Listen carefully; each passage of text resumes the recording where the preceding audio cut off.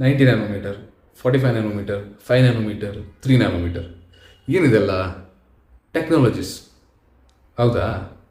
ಸಿಮೋಸಿನ್ ಸೈಜಾ, transistor ಸೈಜಾ, ಅಥವಾ ಚಿಪ್ಪಿಂದ ಸೈಜಾ, ಗೊತ್ತಿಲ್ವಾ? ಇಲ್ಲಿದೆ ಆನ್ಸರ್. ಸೊ ಈಗ ವಿ ಎಲ್ ಎಸ್ ಐದಲ್ಲಿ ಸಿಮೋಸನ್ನು ಯೂಸ್ ಮಾಡ್ತೀವಿ, ಹೌದಾ? ಸಿಮೋಸಲ್ಲಿ ಏನಿರುತ್ತೆ, ಒಂದು ಎನ್ ಮಾಸ್ ಇರುತ್ತೆ, ಪಿ ಮಾಸ್ ಇರುತ್ತೆ ಅಲ್ವಾ? ಒಂದು ವೆಲ್ ಕ್ರಿಯೇಟ್ ಮಾಡಿ ಅದನ್ನು ಕ್ರಿಯೇಟ್ ಮಾಡ್ತಾರೆ. ಈಗ ಒಂದು ಎನ್ ಮಾಸ್ ಆಗಲಿ ಪಿ ಮಾಸ್ ಆಗಲಿ, ಅದರಲ್ಲಿ there is a common thing. ಏನು? Source, drain and gate. ಈ ಸೋರ್ಸು, ಡ್ರೈನು, ಗೇಟು ಫಿಕ್ಸ್ ಇರುತ್ತೆ ಅಲ್ವಾ ಎರಡರಲ್ಲೂ. ಈಗ this nothing but a naming. ಈಗ ಈ ಸೋರ್ಸ್ ಮತ್ತು ಡ್ರೈನ್ ಮಧ್ಯೆ ಏನು ಕಾಣಿಸ್ತಾ ಇದೆ? ಒಂದು ಡಿಸ್ಟೆನ್ಸ್ ಕಾಣಿಸ್ತಾ ಇದೆ ಅಲ್ವಾ? That is nothing but channel length. This is nothing but channel length. ಇದೇ ಟೆಕ್ನಾಲಜಿ, ಹೌದಾ? ಹಂಗೆ ಅಂದ್ಕೊಂಡಿದ್ದೀರಾ? ಬಟ್ ಅಲ್ಲ, ಅದಲ್ಲ.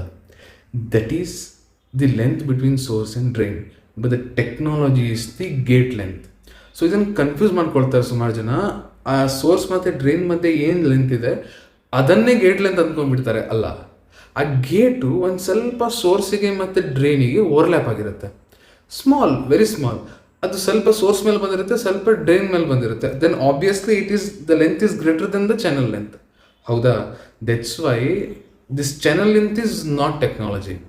The length of the gate is the technology. ಆ ಗೇಟ್ 5 ನ್ಯಾನೋಮೀಟರ್ ಇದ್ದರೆ 5 ನ್ಯಾನೋಮೀಟರ್ ಟೆಕ್ನಾಲಜಿ, 3 ಇದ್ದರೆ 3 nanometre technology. So it is the gate length. Thank you.